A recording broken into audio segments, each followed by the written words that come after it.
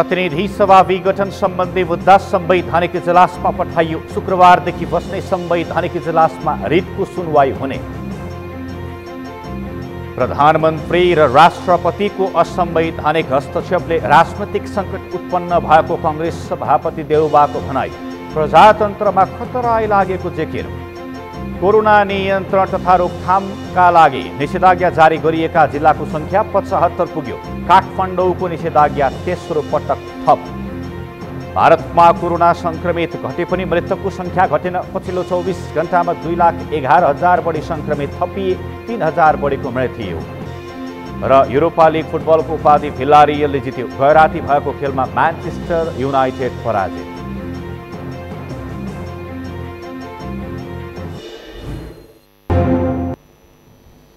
नमस्कार, सगरमाथा समाचारमा स्वागत छ। म प्रसन्न ढुङ्गाना। अब समाचार विस्तारमा। प्रतिनिधि सभा विघटन विरुद्धको मुद्दा संवैधानिक इजलासमा पठाइएको छ। प्रधान न्यायाधीश चोलेन्द्र शमशेर राणाको एकल इजलासले प्रतिनिधि सभा विघटन विरुद्ध दायर भएका 19 वटा रिटमा प्रारम्भिक सुनवाई गर्दै संवैधानिक इजलासमा पठाउने निर्णय भएको हो। सर्वोच्च अदालतमा आज देउबाको पक्षमा 14 र चुनावको पक्ष तथा केपी शर्मा ओलीलाई प्रधानमन्त्री नियुक्तिको माग गर्दै परेका 4 वटा रिटमाथि सुनवाई भएको हो। शुक्रबार संवैधानिक इजलास बस्दैछ। देउबा सहित प्रतिनिधि सभाका 146 सांसदले दायर गरेको रिटमाथि पनि शुक्रबारै संवैधानिक इजलासमा सुनवाई हुँदैछ। संवैधानिक इजलासमा यसअघि नै 11 वटा रिट दर्ता भइसकेका छन्। प्रतिनिधि सभाका सभामुख अग्निप्रसाद सापकोटाले प्रतिनिधि सभा विघटन पछिको अवस्थाको सम्बन्धमा कानुनविदहरूसँग छलफल गरेका छन्। सभामुख सापकोटाले बिहिबार संघीय संसद भवन नयाँ बानेश्वर स्थित लोत्से हलमा प्रतिनिधि सभा विघटन पछिको अवस्था र सभामुखको भूमिकाको सम्बन्धमा कानुनविद तथा न्यायिक क्षेत्रका विज्ञहरूसँग छलफल गरेका हुन्। एक रिपोर्ट। छलफलका क्रममा कानुनविदहरूले प्रतिनिधि सभा विघटनको सम्बन्धमा आफ्नो धारणा राख्दै सभामुखलाई संविधान अनुरूप कदम चाल्न सुझाव दिएका छन्। संविधानविद चन्द्रकान्त ग्यावालीले सरकार संसदप्रति उत्तरदायी हुनुपर्ने भए पनि संसदप्रति उत्तरदायी नभएको बताए। अहिलेको अवस्था हेर्ने हो भने प्रधानमन्त्रीले मलाई के लाग्छ भन्दा अहिलेको जति पनि 3 वर्षको दौरानमा संसदीय शासन पद्धतिको मूल्य मान्यता, संसदीय शासन पद्धति छ, त्यहाँ संसद छ भन्ने 3 वर्षमा अहिले केपी शर्मा ओलीबाट भइ गरेका कार्यले देखिएको छैन। तर प्रतिनिधि सभाको निर्वाचन कम्प्लिट भयो 110 को। त्यो भइसकेपछि फेरि उहाँ चाहिँ संसदभित्रै शपथै नलिइकन संसदभित्र गएर संसदको अधिवेशन आह्वान भएर शपथ लिएर त्यसको वैधता त्यहाँ प्राप्त गरेर लेजिटिमेसी प्राप्त गरेर जानु पर्थ्यो। उहाँले शपथै नलिइकन राष्ट्रपतिमा जानुभयो। राष्ट्रपतिले त्यसको नियुक्ति गर्नुभयो। संविधानविद टीकाराम भट्टराईले संविधानमा सभामुखलाई पनि विशेष अधिकार दिएको उल्लेख गर्दै सोही अधिकारको आधारमा संसद बैठक बोलाउनका लागि राष्ट्रपति समक्ष सिफारिस गर्नुपर्ने बताए। संविधानले दिएको कर्तव्य निर्वाह गर्दिन भनेर इन्कार पनि गर्न सक्नुहुन्न सभामुखले। सदनको प्रमुख भएको नाताले र यो संसदीय व्यवस्थाको मूल्य र मान्यताको जगेर्ना गर्न, संविधानवादको जगेर्ना गर्न र संवैधानिक सर्वोच्चताको जगेर्ना गर्नको लागि सभामुख भनेको सम्पूर्ण सार्वभौम सत्ता जनतामा निहित छ। आवधिक निर्वाचन मार्फत पोलिटिकल कन्स्टिट्युसनलिजमको अवधारणाका आधारमा त्यो संसदले प्रयोग गर्छ 5 वर्षको लागि। त्यो संसदको पनि प्रमुख हुनुको नाताले अहिले सभामुखलाई नेपालको सार्वभौम सत्ता सम्पन्न संसदको अधिकार संविधानभित्र रहेर प्रयोग गर्ने त्यो अथोरिटी तपाईमा छ। संविधानविद भीमार्जुन आचार्यले प्रतिनिधि सभा विघटन हुनुमा स्वयं प्रतिनिधि सभा र राजनीतिक दलहरू जिम्मेवार रहेको बताए। यसअघि नै प्रतिनिधि सभा विघटन पश्चात पुनर्स्थापना भएपछि संसद र राजनीतिक दलहरूको भूमिका प्रभावकारी नभएको उनको भनाइ थियो। गएका दिनमा यो केवल आजको दिन आउनुमा प्रधानमन्त्री र राष्ट्रपति मात्रै नभई यो संसद पनि जिम्मेवार छ भन्ने चाहिँ मलाई लाग्छ।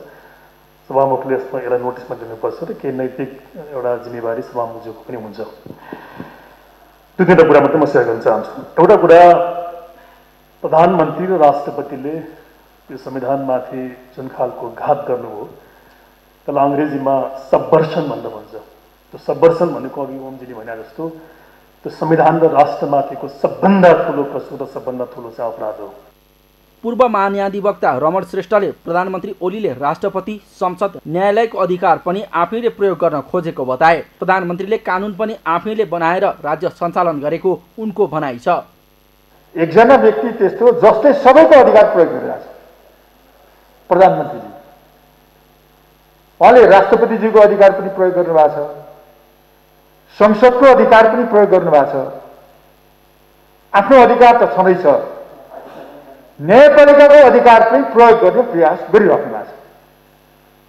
जस्तो 76 महागठबन्धनको सरकार बनाउनलाई कल गर्ने कसले? के क्याबिनेटले सिफारिस गर्ने विषय थियो? त्यो त थिएन। संविधानको धारा 77 को 1 मा सारता अवस्थामा प्रधानमन्त्रीको पद खाली हुने व्यवस्था गरिरहेको छ। प्रधानमन्त्रीको पद खाली नभइकन धारा 76 को धारा 8 बमोजिम प्रधानमन्त्री बनाउने प्रक्रिया सुरु गर्न मिल्दैन थियो। तर उहाँले चाहिँ राष्ट्रपतिको अधिकार पनि प्रयोग गर्नुभयो। नेपाल बार एसोसिएसनका पूर्व अध्यक्ष प्रेमबहादुर खड्काले प्रधानमन्त्री केपी शर्मा ओलीले कोभिड-19 को महामारीका बेला चुनाव गर्ने भएकाले उनलाई दुरुत्साहनको मुद्दा चलाउनु पर्ने धारणा राखे। अहिले सरकार गठनको कुरामा अब केपी ओलीलाई त अब यो संविधानको यो धाराले मिलेन, यो कानुनले मिलेन त के भन्नु र? संविधान बमोजिम गर्ने भए पो संविधान बमोजिम गरेन भनेर भन्ने। त्यसले गर्दा उहाँले चाहिँ त जतिखेर अहिले यो यत्रो कोभिडको मारामार छ, मान्छेले अक्सिजन पाएका छैनन्, हस्पिटलमा बेड पाएका छैनन्, भ्याक्सिन पाएका छैनन्, त्यस्तो बखतमा यो चाहिँ र अहिले म चुनाव गर्छु भनेर लैजाने त जस्तो रवि लामी छानेलाई चाहिँ र पहिला चाहिँ र दुरुस्तानमा मुद्दा चलाएको थियो, त्यस्तो दुरुस्तानमा मुद्दा चलाउने ठाउँमा लैजानुपर्छ। हामी यदि नागरिक समाजका मान्छे सभामुखहरू पनि, किनभने मान्छे चाहिँ सोसियल, अहिले यहाँ हामी बस्दाखेरि सोसियल डिस्टेन्समा बसिरहेका छौँ। अब उहाँले चाहिँ र चुनावमा जा भने त मान्छेसँग भेटघाट गर्न जा भने, मान्छेसँग भेटघाट गर्न जाने भने रोग लिन जा भने, त मर्न जा भने हो भने। त्यसले गर्दा उहाँलाई चाहिँ त्यो ठाउँमा लैजानु पर्ने हो। राष्ट्रिय सभा सदस्य राधेश्याम अधिकारीले बहुमत सांसदहरूले प्रतिनिधि सभा हामी चलाउन चाहन्छौँ भने हस्ताक्षर नै गरिसकेपछि विघटन गर्न नपाइने बताए। सांसदहरूले हामी सरकार बनाउन सक्छौँ भनुन्जेलसम्म संसद जीवित रहने उनको तर्क छ। राष्ट्रिय सभा सदस्य रामनारायण बिडारीले संविधानको धारा 76 अनुसार प्रधानमन्त्री र राष्ट्रपतिका बीचमा हुने काम कारबाहीका लागि नभएको स्पष्ट पारे। धारा 76 प्रतिनिधि सभा र राष्ट्रपति बीच हुने काम कारबाहीका लागि भएको उनले बताए। सभामुख अग्निप्रसाद सापकोटाले कानुनविदहरूसँगको छलफलले आफूलाई सहयोग पुगेको बताए। पुनर्स्थापित संसदमा प्रभावकारी भूमिका हुन नसकेको उनले स्वीकारे। राजनीतिक पार्टीहरूमा नै जनताको शक्ति केन्द्रित हुने भएकाले आफूले राजनीतिक पार्टीहरूसँग पनि छलफल थाल्ने सभामुख सापकोटाले बताए। योजना र कार्यक्रम त भन्न सक्दिनँ, तर म के चाहिँ भन्छु भने अब फेरि पनि मैले अब धेरै राम्रोसित चाहिँ छलफल थाल्ने भनेको पार्टीहरूसित नै हो। लोकतान्त्रिक व्यवस्थामा पार्टीहरू शक्तिका संवाहक मात्रै होइनन्, पावर हाउस पनि हुन्। किनभने पार्टीहरूमा नै चाहिँ फेरि सम्पूर्ण रूपमा जनताको चाहिँ शक्ति केन्द्रित भएर अभिव्यक्त भएको हुन्छ। आफूहरू प्रतिनिधि सभा सञ्चालनमा दत्तचित्त भएर लागिरहेको उल्लेख गर्दै सभामुख सापकोटाले देश अध्यादेशबाट चलाउन खोजेको प्रति असन्तुष्टि व्यक्त गरे। सर्वोच्च अदालतको फैसला कार्यान्वयन नभएको र प्रतिनिधि सभाको अधिकार हनन भएको सभामुख सापकोटाले बताए। राष्ट्रपति विद्यादेवी भण्डारी र प्रधानमन्त्री केपी शर्मा ओलीको संसद विघटनको कदमको विरोध गर्दै विपक्षी गठबन्धन विरोधमा उत्रिएका छन्। संसद विघटनको कानुनी र राजनैतिक प्रतिवाद गर्ने निर्णय गरेका नेपाली कांग्रेस सहितका विपक्षी 5 दलले सर्वोच्चमा रिट दर्ता गराएका छन्। अमृत ढकालको रिपोर्ट। संसद विघटनको विरोधमा रहेका विपक्षी गठबन्धनले सर्वोच्च अदालतमा रिट दर्ता गरेका छन्। प्रधानमन्त्री केपी शर्मा ओलीको सिफारिसमा राष्ट्रपतिले संसद विघटन गर्दै आगामी कार्तिक 26 र मङ्सिर 3 गते निर्वाचनको मिति घोषणा गरेपछि विपक्षी गठबन्धन विरोधमा उत्रिएका हुन्। नेपाली कांग्रेस सहित नेकपा माओवादी केन्द्र, नेकपा एमालेको नेपाल खनाल समूह, जनता समाजवादी पार्टीको उपेन्द्र बाबुराम समूह र राष्ट्रिय जनमोर्चाका 146 सांसदले कांग्रेस सभापति शेरबहादुर देउवालाई प्रधानमन्त्री बनाउन माग गर्दै सर्वोच्च अदालतमा रिट दर्ता गराएका हुन्।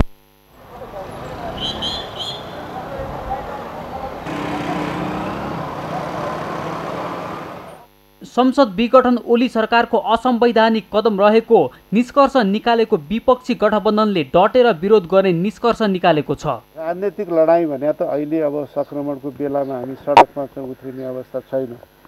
यो सामान्य अवस्था थियो भने त हामी त्यो लाखौँको सङ्ख्यामा अहिले चाहिँ देशैभरि नागरिकहरू सडकमा उत्रिसकेका हुन्थे।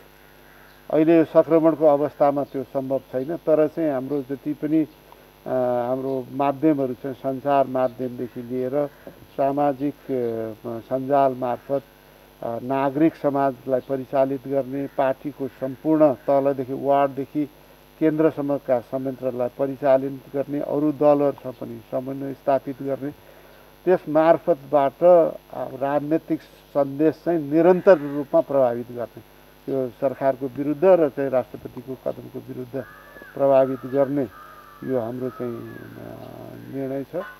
नेकपा माओवादी केन्द्रका अध्यक्ष पुष्पकमल दाहालले प्रधानमन्त्री केपी शर्मा ओलीको कदमलाई प्रतिगमनको संज्ञा दिएका छन्। बुधबार बुद्ध जयन्तीको अवसरमा शुभकामना दिँदै केन्द्रका अध्यक्ष दाहालले सङ्घीय लोकतान्त्रिक गणतन्त्र पक्षधर शक्तिहरू एक भई प्रतिगमन विरुद्ध सङ्घर्ष गर्न आह्वान गरेका थिए।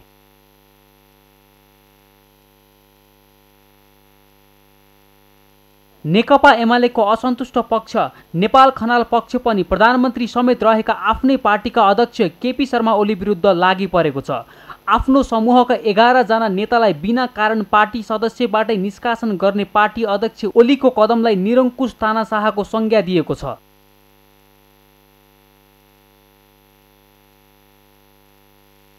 यस्तै प्रधानमन्त्री केपी शर्मा ओलीको कदम प्रतिगमन भएको भन्दै जनता समाजवादी पार्टीको उपेन्द्र बाबुराम समूह र राष्ट्रिय जनमोर्चाले पनि विपक्षी गठबन्धनसँगै मिलेर कानुनी र राजनैतिक कदम अगाडि बढाउने निर्णय गरेको छ। तर जनता समाजवादी पार्टीको ठाकुर महतो पक्ष भने प्रधानमन्त्री केपी शर्मा ओलीलाई नै सघाउँदै आएको छ।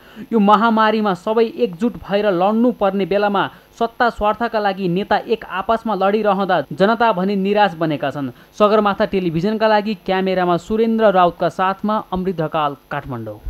जिल्ला प्रशासन कार्यालय काठमाडौँले निषेधाज्ञाको समयमा पनि दैनिक उपभोग्य वस्तुको सहज आपूर्तिको व्यवस्था मिलाइएकाले घरमै बसेर निषेधाज्ञाको पूर्ण पालना गर्न सबैलाई अपिल गरेको छ।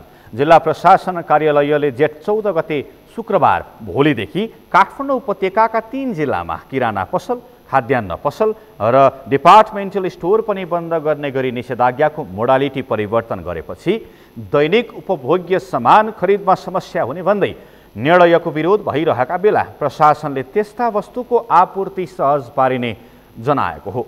आज बिहान जिल्ला प्रशासन कार्यालयले नेपाल खाद्य व्यवस्था तथा व्यापार कम्पनी लिमिटेड, साल ट्रेडिङ कर्पोरेसन लिमिटेड, उपभोक्ता संरक्षण मञ्च र खाद्य किराना थोक व्यापार सङ्घका प्रतिनिधिहरूसँग छलफल गरी आगामी एक साता दैनिक उपभोग्य सामान अभाव हुन नदिने गरी व्यवस्था मिलाउन निर्देशन दिएको हो। यसका लागि प्रशासनले नेपाल खाद्य व्यवस्था तथा व्यापार कम्पनी लिमिटेड र साल ट्रेडिङ कर्पोरेसन लिमिटेडलाई जिम्मेवारी दिएको छ। निषेधाज्ञाको समयमा दैनिक उपभोग्य सामग्रीको सहज आपूर्तिको व्यवस्था मिलाउनका लागि मोडालिटी पनि तयार भएको भन्दै प्रशासनले निषेधाज्ञालाई पालना गर्न अपिल गरेको हो। जिल्ला प्रशासन कार्यालय काठमाडौँका प्रमुख जिल्ला अधिकारी कालीप्रसाद पराजुलीले अत्यावश्यक सामानको अभाव हुन नदिने गरी व्यवस्था मिलाइएकाले ढुक्क भएर घरभित्रै बसी निषेधाज्ञाको पालना गरी कोरोना नियन्त्रणमा सहयोग गर्न सबैलाई अपिल गर्नुभयो।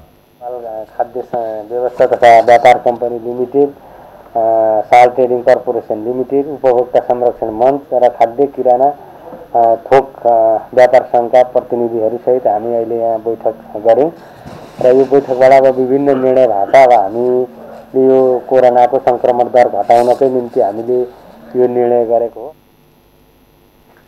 नेपाल खाद्य व्यवस्था तथा व्यापार कम्पनी लिमिटेड र साल ट्रेडिङ कर्पोरेसन लिमिटेडको तर्फबाट अनलाइनका माध्यमबाट यथाशीघ्र खाद्य सामग्री मागको विवरण सङ्कलन गर्ने र सोही बमोजिम गाडीबाट आपूर्तिको स्थलगत व्यवस्थापन मिलाउन निर्देशन गरिएको छ।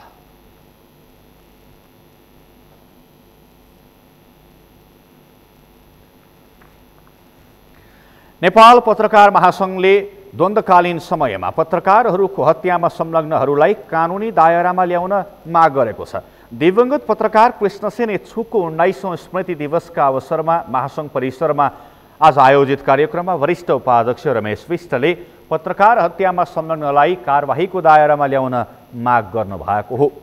उहाँले नेपालमा द्वन्द्वकालदेखि हालसम्म राज्य पक्ष र गैर राज्य पक्षबाट 3 दर्जनभन्दा बढी पत्रकारहरू मारिएको भन्दै ती घटनाका दोषीहरू अहिले पनि खुलेआम हिडुल गरेर कानुनी राजलाई चुनौती दिएको बताउनुभयो। उहाँले द्वन्द्वकालीन समयमा र कोभिड-19 महामारीमा ज्यान गुमाएका पत्रकारका परिवारको उचित व्यवस्थापन गर्न समेत माग गर्नुभयो। मुलुक द्वन्द्वमा हुँदाखेरि 3 दर्जन बढी पत्रकारहरूको विभिन्न पक्षहरूबाट राज्य पक्ष र गैर राज्य पक्षबाट हत्या भएको छ।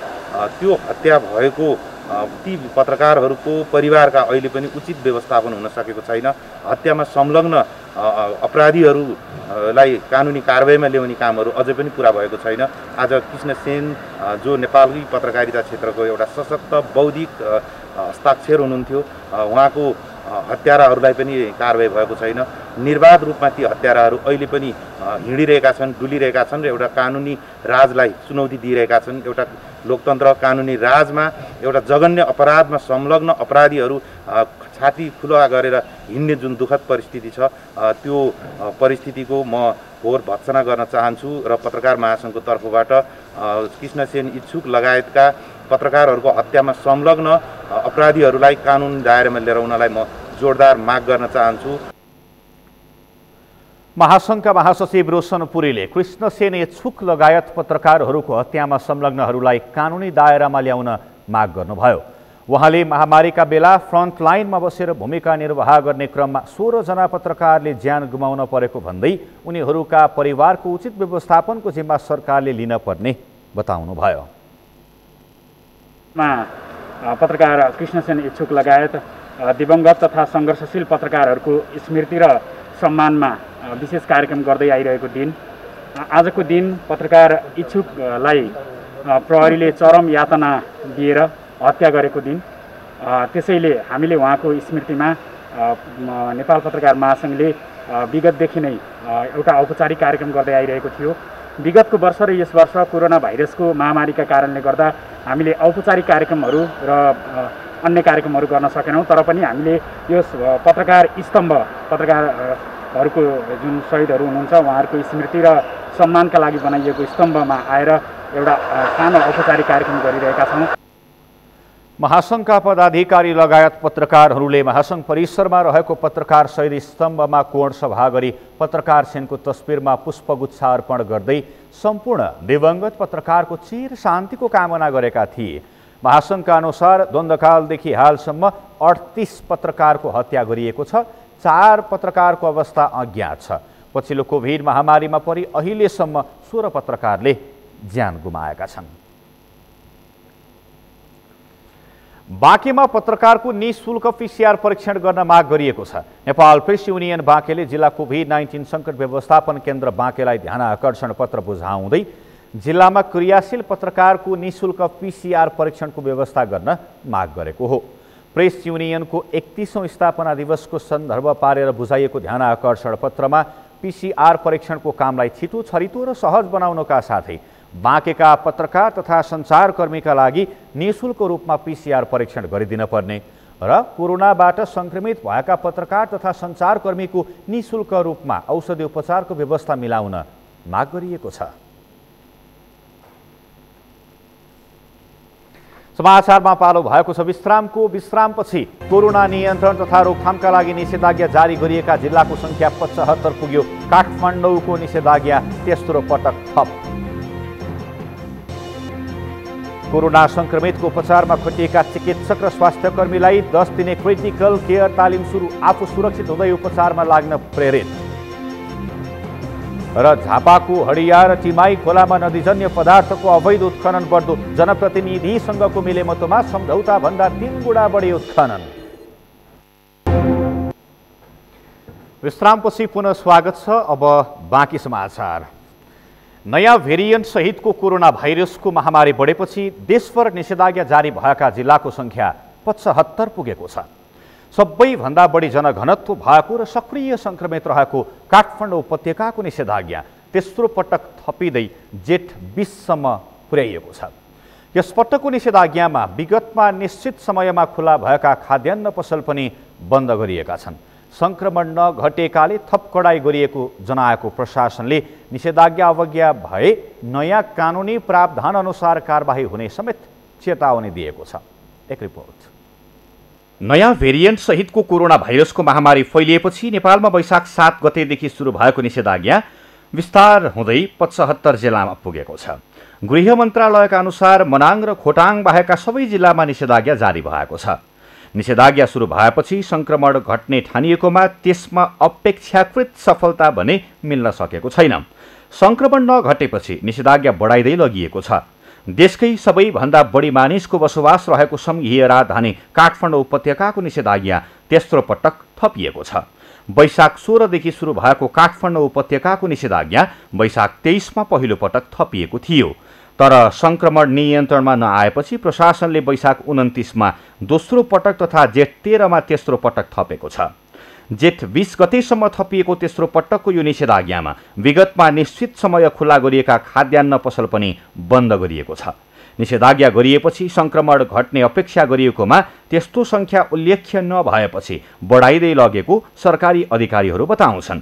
अहिले पनि काठमाडौँ जिल्लामा दैनिक संक्रमितको वृद्धि 1500 भन्दा बढी र मृतक संख्या दैनिक 25 भन्दा माथि रहेकाले निषेधाज्ञा बढाइएको प्रमुख जिल्लाधिकारी कालीप्रसाद पराजुली बताउँछन्।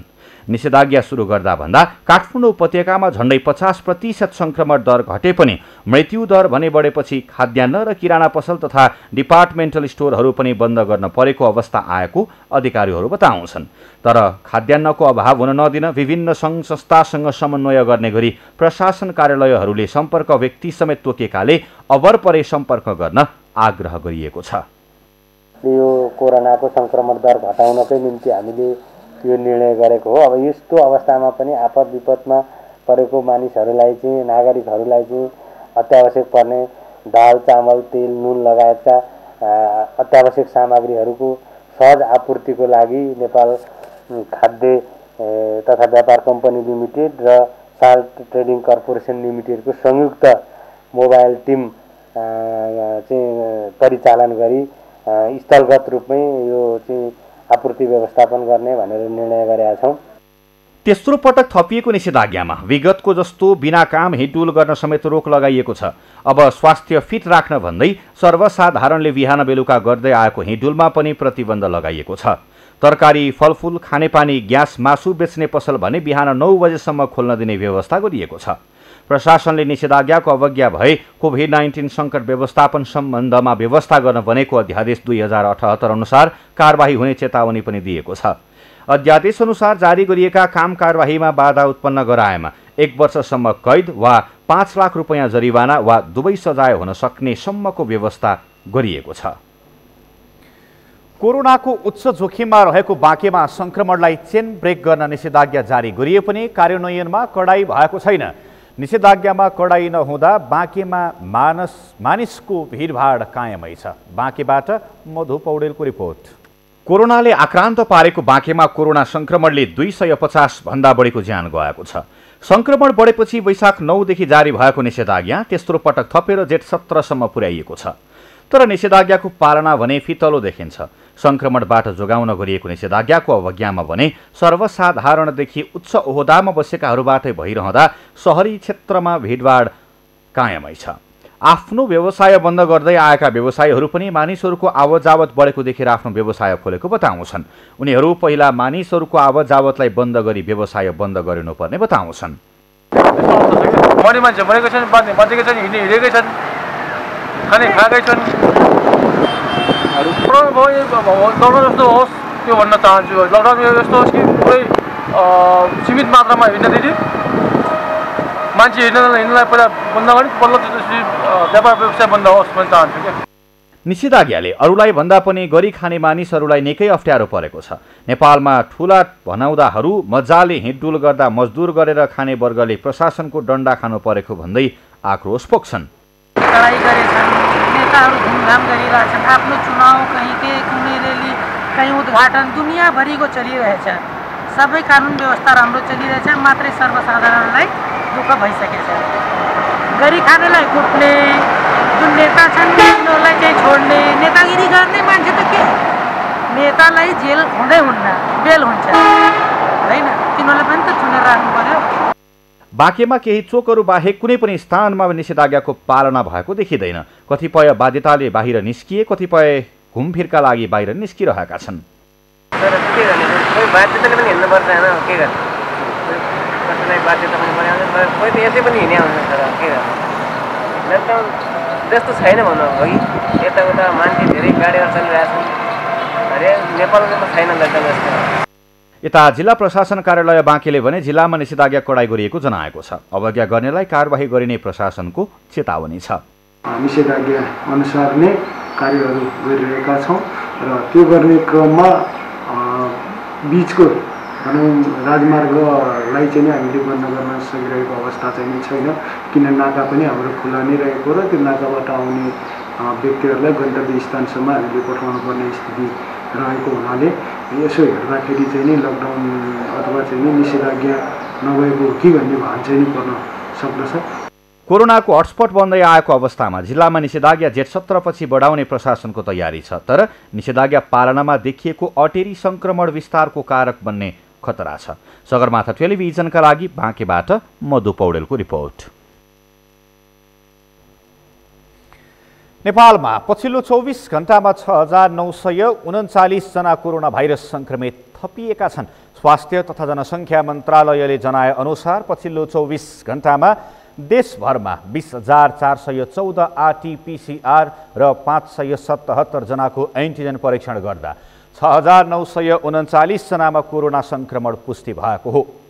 यो सँगै हालसम्म कोरोना संक्रमितको संख्या 5,42,256 पुगेको छ। यी मध्ये 1,16,476 जना सक्रिय संक्रमित अवस्थामा छन्। काठमाडौँमा 1,738, ललितपुरमा 364 र भक्तपुरमा 265 जना गरी उपत्यकामा 2,367 जना संक्रमित थपिएका छन्। त्यसैगरी कोरोना संक्रमणका कारण पछिल्लो 24 घण्टामा 106 जनाको मृत्यु भएको छ। यो सँगै हालसम्म मृत्यु हुनेको संख्या 6,951 पुगेको छ। आज देशभर 7,226 जना निको भएर घर फर्किएका छन्। हालसम्म देशभरमा कोरोना जित्नेको संख्या 4,18,829 पुगेको छ। निको हुनेको दर 77.2% रहेको छ।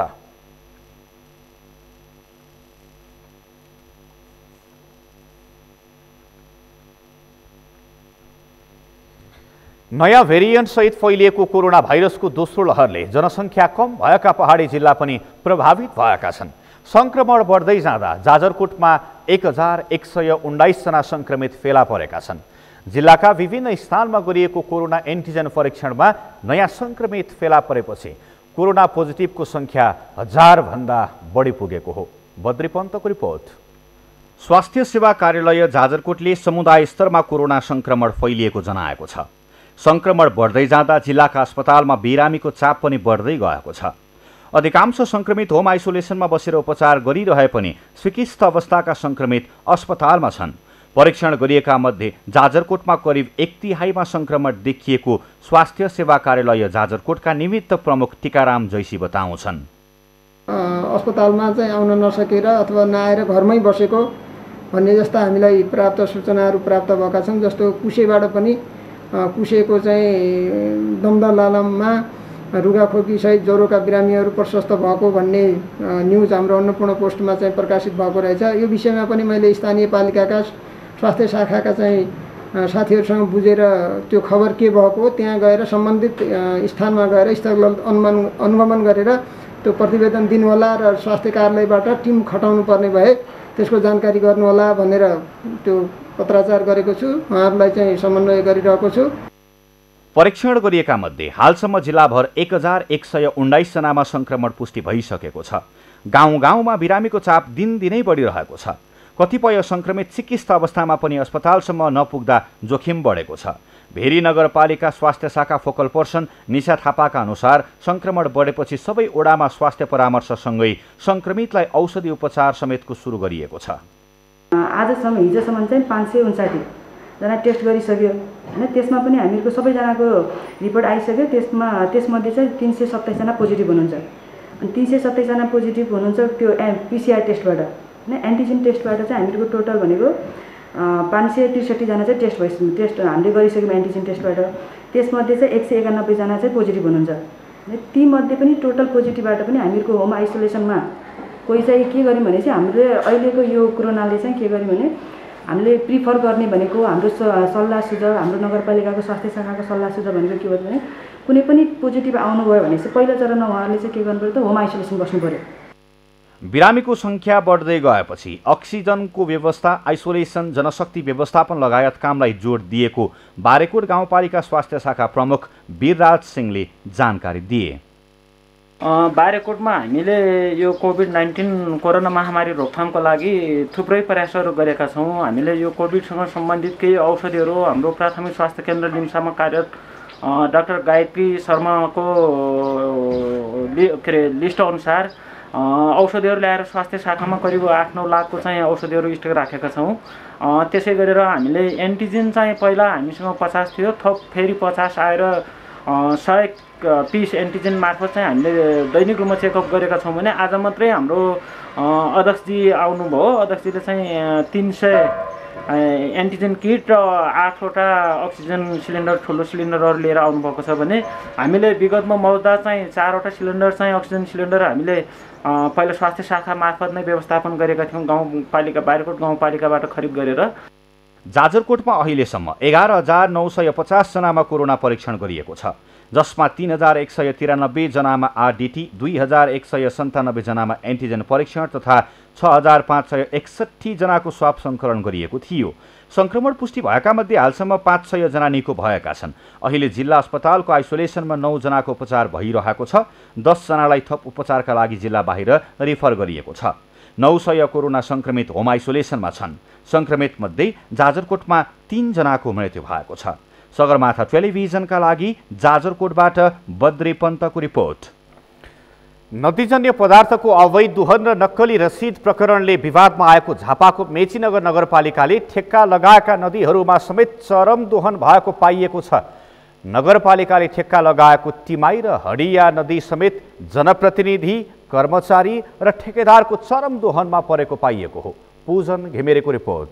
झापाको मेचीनगर नगरपालिकाले यस आर्थिक वर्ष हडिया र टिमाई खोलामा नदीजन्य पदार्थ उत्खननको ठेक्का दिएको छ। हडियाबाट 11,263 घनमिटर र टिमाईबाट 47,000 घनमिटर नदीजन्य पदार्थ निकाल्न पाउने गरी 1,62,74,400 रुपियाँमा पूर्वाञ्चल निर्माण सेवा कम्पनीलाई ठेक्कामा लगाएको हो। तर ठेकेदार कम्पनीले जनप्रतिनिधि र नगरका कर्मचारीसँगको मिलीभगतमा सम्झौताभन्दा झन्डै 3 गुणा बढी सामग्री उत्खनन गरेको पाइएको छ। नगर क्षेत्रभित्रका नदीनाला दोहनमा परेको र बिक्री गर्दा समेत नक्कली रसिद छपाएको प्रकरण सार्वजनिक भएपछि प्रदेश सांसद सहितको सर्वदलीय अनुगमनमा सम्झौताभन्दा 3 गुणासम्म बढी नदीजन्य पदार्थ निकालिएको पाइएको छ।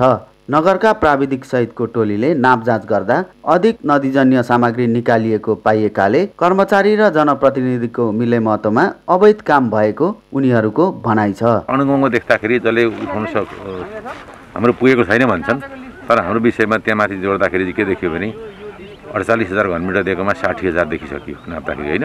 त्यहाँ 12,000 त अझै बढी गइसक्यो, त्यो देखेको छ। त्यो हिसाबले अब निन्दाको हामीले हेर्दाखेरि आज सबै लेखिएको छ होइन। त्यसलाई चाहिँ अब त्यसको हिसाब किताब हुन बाँकी नै छ। अब यो जुन ठाउँ छ, यो ठाउँ त कुनै मूल्यमा गरेर अब ठेकाउने काम यसलाई यो हडियाको जुन यो देखियो तपाईँले देख्नुभयो यहाँ, यदि उत्खनन भयो धेरै त्यो कटान हुन सुरु भइसक्यो। यहाँ उत्खनन नै गर्न नमिल्ने स्थानमा नगरपालिकाले खोला ठेक्का लगाएको र यसमा आइई गर्ने कर्मचारीको समेत मिलेमतो भएको स्थानीय सरकारवालाहरूको भनाइ छ। यो क्षेत्रमा आइई गरेर यो नदी कटान भएको क्षेत्र छ, तपाईँ हेर्नुहोस् पुरै नदी कटान भएको छ। पारिपट्टि किसानको टुवेलमा पानी चढ्दैन, इनारमा पानी जाँदैन, अनि यहाँबाट पैनी कसरी लगेर किसानले खेती गर्छ। हाम्रो मुलुक चाहिँ कृषि प्रधान देश, यो नगरपालिका स्थानीय तहले आइई जसरी पास गर्यो गलत ठाउँमा आइई पास गरेर माल उत्खनन भएको छ। अनुगमनका क्रममा नदीको चरम दोहन भएको पाइएकाले दोषीलाई कडा कारबाही गरिनुपर्ने अनुगमनमा संलग्न एमाले पार्टीका मेचीनगर अध्यक्ष राजु पोखरेल बताउँछन्। अनुगमन जाँदाखेरि पनि हामीले देखेका छौँ त्यो खोलाको दोहन चाहिँ एकदम अत्यधिक भएको हामीले सप्रमाण तपाईँको नगरपालिकाको टिमसँगै हामी सर्वदलीयले ठहर गरेको छ। यति प्राविधिकले नाप्दाखेरि पनि हामीले देखियो नगरपालिकाले लगभग 20,000 एक ठाउँको मात्रै कुरा गरौँ नगरपालिकाले 20,000 घनमिटर हामीले त्यो ठेक्का लगाएको भन्ने कुराहरू आएका छन्। तर त्यहाँ हामीले प्राविधिक मार्फत नाप्दा नगरपालिकाकै प्राविधिक मार्फतबाट नाप्दाखेरि 60 देखि 70,000 घनमिटर चाहिँ उत्खनन भएको देख्यो भनेपछि यो ढङ्गले अनुमति भएको हामीले देखेका छन्। टिमाई नदीमा तोकिएभन्दा धेरै उत्खनन गरिएकाले खेतमा पानी ल्याउन मुहानको अभाव भएको स्थानीयले बताएका छन्। उनीहरूले ठेकेदारले नदीको करिब 3 किलोमिटर दूरीमा 3 मिटर भन्दा गहिरो खाल्डो बनाएको भन्दै मेयर विमल आचार्यलाई गुनासो गरे पनि मेयर आचार्यले उल्टै ठेकेदारलाई खाल्डो छिटो छिटो पूर्ण निर्देशन दिएको आरोप लागेको छ। गलत काम गर्नेलाई कारबाही गर्नुको सट्टा मेयरले नै ठेकेदारलाई प्रमाण नष्ट गर्न लगाएकाले आफूहरू अझै समस्यामा पर्ने उनीहरूको गुनासो छ। गोपाल खड्का र विमल आचार्यले यसरी गहिरो खन्नु हुँदैन, यसलाई सम्म बनाइदिनु, होइन भने राम्रो हुँदैन भन्दाखेरि अनि बस त्यहाँ सम्म मिलाइदिए माथि चाहिँ यता चाहिँ मिलाएन। उनीहरूले चाहिँ पुर दिनु भन्छन्, पुर दिनु भनेको थियो कि अनि अहिलेको चाहिँ समियाइदिएको छ। त्यो गयो 10 फुट गहिरोलाई अहिले जानु यस्तो स्ल्याब बनाइदिएको छ नि त, योभन्दा पनि स्ल्याब धेरै स्ल्याब बनाइदिएको छ। मेचीनगरका नदीनाला अत्याधिक दोहन भएको र नक्कली रसिद छापेर राजस्व समेत हिनामिना गरेको सार्वजनिक भएपछि स्थानीय सबै राजनीतिक दलले विज्ञप्ति नै निकालेर छानबिन गर्न माग गरेका छन्। यता अवैध खोला दोहन र नक्कली रसिद प्रकरणको यथार्थ चाँडै सार्वजनिक गर्ने भन्दै पत्रकार सम्मेलन नै आयोजना गरेका मेयर विमल आचार्यले एकाएक थप छानबिनका लागि अख्तियार पठाउने निर्णय भएको बताएका छन्। विगतबाटै मेचीनगरका जनप्रतिनिधि, ठेकेदार र कर्मचारीको मेलेमतोमा कयौं अवैध काम हुँदै आएको छ। मेयर उपमेयर सबै यो प्रकरण पनि ढाकछोपमा लागेकाले यो प्रकरण पनि त्यत्तिकै सेलाउने हो कि भन्ने स्थानीयको आशंका छ। सगरमाथा टेलिभिजनका लागि शिशिर चौलागाईका साथमा पूजन घिमिरे, झापा। विश्वको सर्वोच्च शिखर सगरमाथामा भारी हिमपात भएपछि आरोहण प्रभावित भएको छ। बुधबार बिहानदेखि उक्त स्थानमा बाक्लो हिमपात सुरु भएपछि सगरमाथा आरोहण प्रभावित भएको हो। हिमपातका कारण सगरमाथा आरोहणका लागि गएका तथा आरोहण गरेर फर्किएका आरोहीहरू दोस्रो शिविरमै रोकिएका छन्। हिमाल आरोहण गरेर फर्किएका आरोहण कम्पनीका कामदारहरूले दोस्रो शिविरदेखि सामान लिएर फर्किन नसकेको आधार शिविरमा रहेका सम्पर्क अधिकृत खिमलाल गौतमले सामाजिक सञ्जाल फेसबुक मार्फत जानकारी गराएका छन्। उनले केही आरोहीहरू फर्किने क्रममा घाइते भई उद्धारका लागि हेलिकप्टर मगाए पनि खराब मौसमका कारण लुक्लादेखि हेलिकप्टर जान सकेको छैन। दोस्रो शिविरको सामान उठाउन आधार शिविरबाटै उच्च हिमाली कामदारहरू उकालो जान नसकेको उनको भनाइ छ। आधार शिविरदेखि माथिका शिविरहरूमा दर्जनौं आरोहीहरू रहेको अनुमान गरिएको छ। समाचारमा फेरि एकैछिन विश्रामपछि भारतमा कोरोना संक्रमित घटे पनि मृतकको संख्या घटेन। पछिल्लो 24 घण्टामा 2,11,000 बढी संक्रमित थपिए, 3,000 बढेको मृत्यु। र युरोपा लिग फुटबलको उपाधि भिलारियलले जित्यो, म्यान्चेस्टर युनाइटेड पराजित।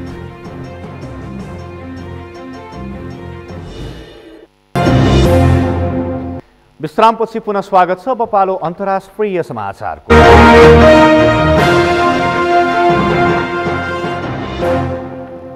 भारतमा कोरोनाको संक्रमण दर घट्दो क्रममा रहेको छ।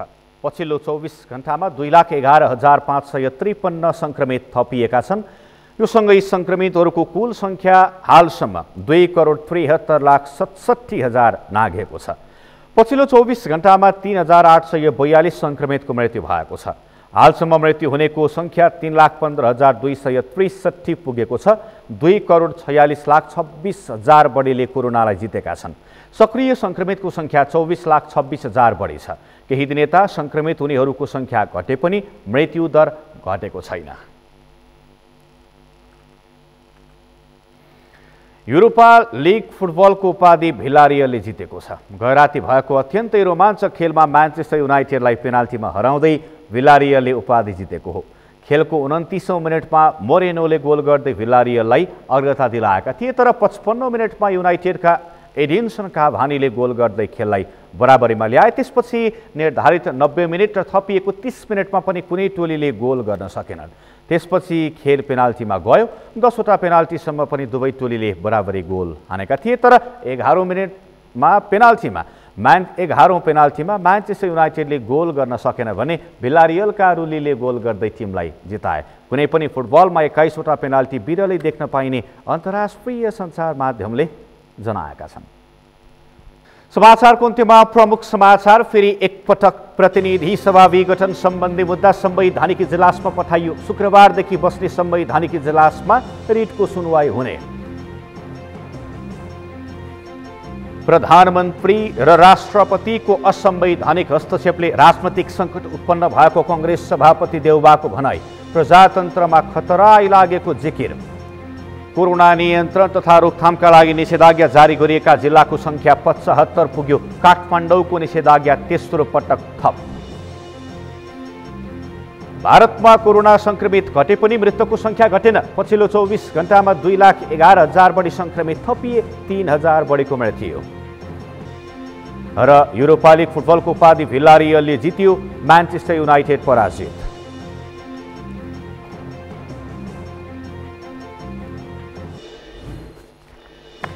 सगरमाथा समाचार अहिलेलाई सकियो। तपाईँ समाचार बुलेटिनका साथै सगरमाथा टेलिभिजनका सम्पूर्ण कार्यक्रम www.sagarmatha.tv मा पनि पढ्न र हेर्न सक्नुहुनेछ। साथै युट्युबमा youtube.com/sagarmatha TV नेपालमा हेर्न सक्नुहुनेछ। तपाईँ हामीलाई फेसबुकमा पनि facebook.com/YesTV नेपालमा फलो गर्न सक्नुहुनेछ। समाचारको शिखर, नेपालको गौरव, नेपालको पहिलो न्युज च्यानल सगरमाथा टेलिभिजन हेर्दै गर्नुहोला। नमस्कार।